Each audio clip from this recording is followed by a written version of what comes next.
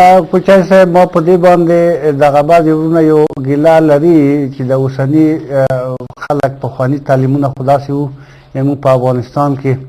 چې د کلي خان به هغه خپل زوی په بدل کې بل څوک ولېږلو لیکن د هغو خلکو نه بیا ډېر لوړ لوړ شخصیتونه جوړ شو چې هغې په جملې کې زموږ د افغانستان یو ډېر لوړ شخصیت عبدالرحمن پژواک هم راځي. نو تعلیم نن سبا وخت کې تعلیم هر پلار په اولاد باندې تعلیم کوي او زده کړه کوي. د تعلیم سره د خلکو ډېره مینه پیدا شوې ده مګر هم بدبختانه او متاسفانه لکه دوی چې ویل هغه یو ورور مخکې هم دا خبره وکړه چې د کار زمینه دلته په هر کال کې د مونږ په زرګونو محصلین فارغېږي ولې د هغو دپاره د کار زمینه نشته. دا بدبختي موجوده ده. مونږ وایو چې خدای دې داسې وکړي چې مونږ دا بالکل دا بدبختي دا خو دا خبره دا ده چې دا اوس په نوره پورې اړه پیدا کوي په واکمنه ټولنه پورې اړه پیدا کوي. واکمنه ټولنه دې ته غاړه ږدي یا په دې پوهېږي یا نه پوهېږي دا په هغوی پورې اړه پیدا کوي. ولې موږ باید خپل میندې پلرونه دغه تجهیر کړو. په دې کې یوه بله خبره ښاغلی صادقیار چې دغه زموږ لیدونکي هغه ډېره ښکلې خبره وکړه. هغه داسې وویلې چې ډېر دغه دوه لیدونکو وویلې یو وویلې چې سړی و ملا و خو خپل زامن یې ورسول او په خپلو زامنو یې زده کړه وکړه. په تېرو خپرونه کې ما خپلو خلکو ته ویلي دي چې تاسو کولی شئ هغه تېر ارمانونه په خپلو بچیانو باندې پوره کړئ. دا هم ډېره ښکلې خبره وه. او بل دا بل لیدونکي چې کومه خبره وکړه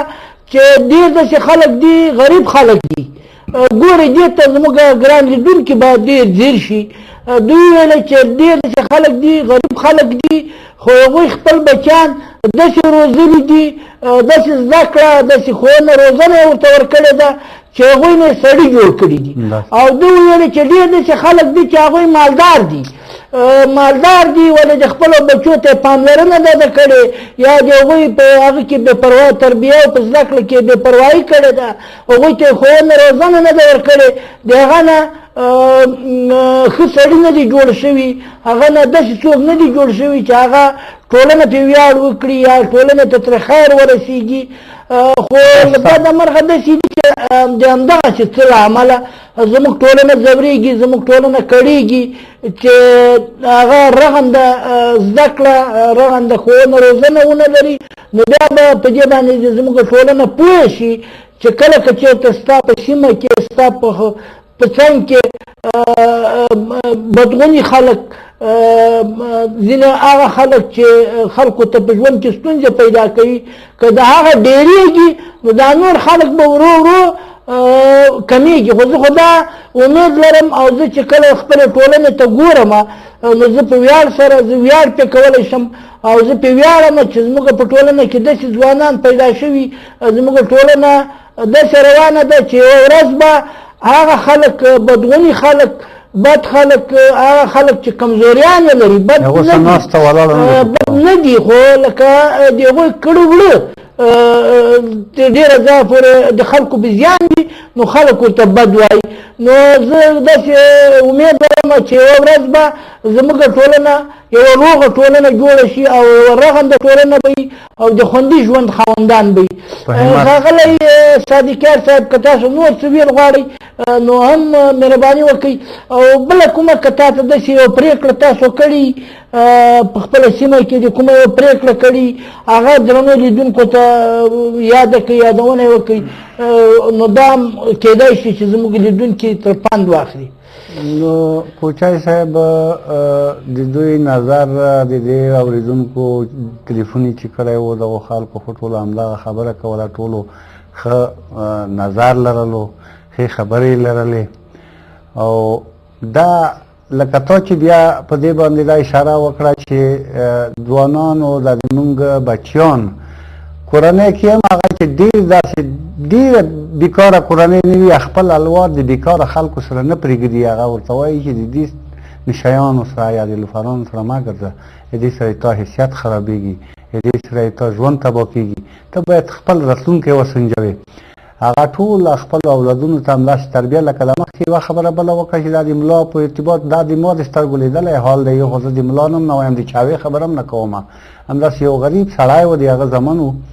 هغه هلکانو په خپله داسې همت وکړو هغه پلار په د انګلیسي کورس کې واچول چې هغه دلته کابل ته راغله هر یو زوی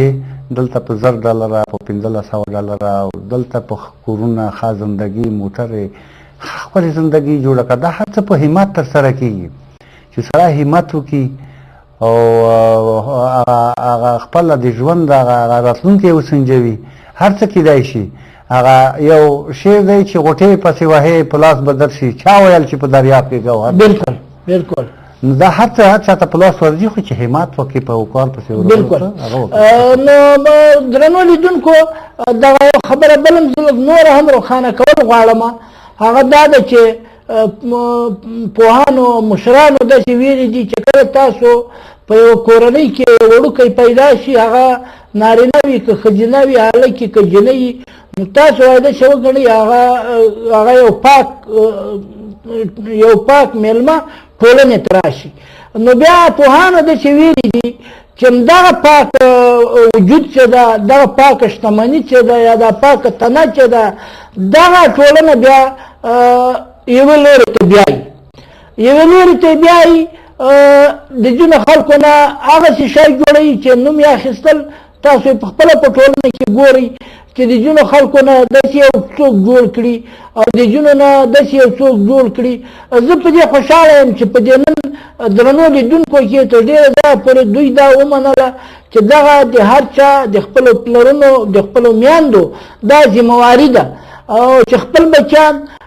وروزي او داسې یوه لاره ورته پیدا کړي تر څو د دوی د خوندي ژوند چاپېریال وي او په خوندي ژوند کې نو که چېرته دغه پوهانو داسې ویلي دي چې دغه ماشوم که چېرته تاسو اوس تاسو په واک کې ده تاسو کومې خوا ته بیایي سمې لارې ته بیایي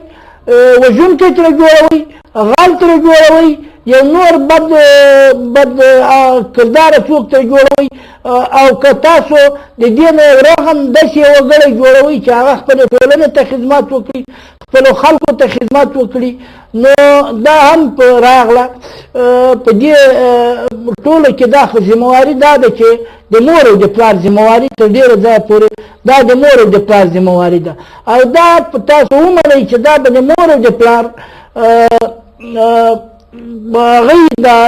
لکه د دوی هغه همت به وي د دوی هغه زړورتیا به وي د دوی ځیرکتیا به وي چې خپل بچیان به د راتلونکي روښانه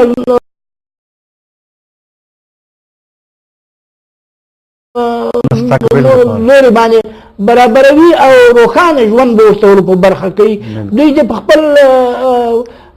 ځان باندې باور ولري دا تر ډېره ځایه پورې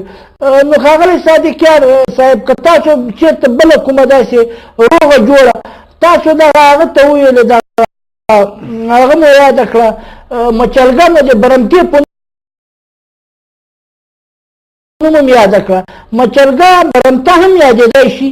او څوک مچلګه بولي څوک موږ خلک برمتا ورته وایي څوک ګرا ورته وایي دا نومونه بالکل دا ګرا هم پکې راغلی صحیح شو دا ګرا لکه د دوو جانبو ترمنځ چې کومه ستونزه یا ملا پېښه شي بیا د هغو نه هغه دوستان یا نوره داسې ملکان نرخیان چې هغه په خبرې پوه خلک وي هغه د دواړو جانبو نه تویولی واکخلي بیا د نه مننو په صورت کې هغه ګراو په دې خطر ته نه ږدي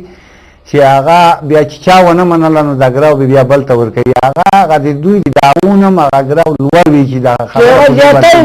ونه کړي ګورې واړي که ښاغلی صادقیار بیا به وګورو جرګې خپرونې ته په خیر څوک د کوم ځای نه مهرباني کوئ صاحب څنګه جوړې تیار یې تورجان د هراته رسېدو ژوندي اوسئ تورجانه له هراته هر کله مهرباني کوئ څه ویل لرئ موږ تاسو په خدمت کې یو زما نظر عجیب صاحب دا دی چې زموږ ځوانه ټولنه هېڅ واده موافقه کېدلی نشي پر کار باندې په شرط دې باندې چې زموږ په وطن کې کار نشته زموږ په وطن کې روزګار نشته زموږ په وطن کې امنیت نشته زموږ دغه اوسنی حکومت و دغه خلکو ته موقع نه ورکوي چې دغه خلک پر سر د کار باندې وګماري. دا د لوړو زده کړو فارغین چې دا څو کار فارغ شوي دا ټول حاجي صاحب بیکاره او بېکسبه ګرځي. نو دا مې درته ویلې چې که دغه زموږ دغه چارواکي وي او دغه چوکۍ باندې دوی مشتي وي، پر دغه چوکیو پر دغه زرخرید چوکیو باندې دوی ناست وي، نو زموږ ځوانه ټولنه هېڅ واده پر کار باندې نه شي موافقه کېدلی چې دوی خپل ځانو ته کار او روزګار پیدا کړي. ژوند اوسئ. مننه، ډېره مننه. نور څه ویل غواړئ؟ موږ ستاسو خدمت کې یو، که نه بیا در سره مخه ښه کوو. ډېره مهرباني. ژوند اوسئ. په مخه مخه ژوند اوسئ. ډېره ښکلی خبر. درنو لیدونکو، زموږ د هرات نه کومه خبره وینا چې ښاغلي تورجان وکړه، دا ډېره د خوند خبره په دې کې دا پیدا شوه چې لکه مخکې ما په دې باندې ښاغلی صادقیار تاسو هم په دې باندې لکه زه پوه کول غواړم چې لکه موږ مخکې په دې باندې خبرې کړې د کار په اړوند چې دوی کومې خبرې وکړې چې واکمنه ټولنه تر څو پورې دا هم زموږ یو کلچر یو دود باید جوړ شي. واکمنه ټولنه باید ځوانانو ته که په هر څه کېږي دوی باید ځایونه ورته پرېږدي او دوی ته ځایونه بیل کړي او په کار کې ونډه ورته ورکړي. نو دا به هم زموږ ځوانه ټولنه یا زموږ ټولنه روغولی شي. ښاغلی صادقیار صاحب، د خپرونې آخري شیبې دي، په لنډ ډول باندې که تاسو کومه وینا لرئ نو مهرباني وکړئ نوره خپرونه پای ته رسېږي. نو کوچی صاحب، ځوانه ټولنه خو موږ مخکې هم دا وویل، اوس بیا هم ځوانانو ته زه دا وایم چې ځوانان دې منسجم شي، هغه د راتلونکي معماران دي وخت. بلکل موږ د ځوانانو نه دا تمه امید لرو چې که زموږ د وخت ادارې یا نظام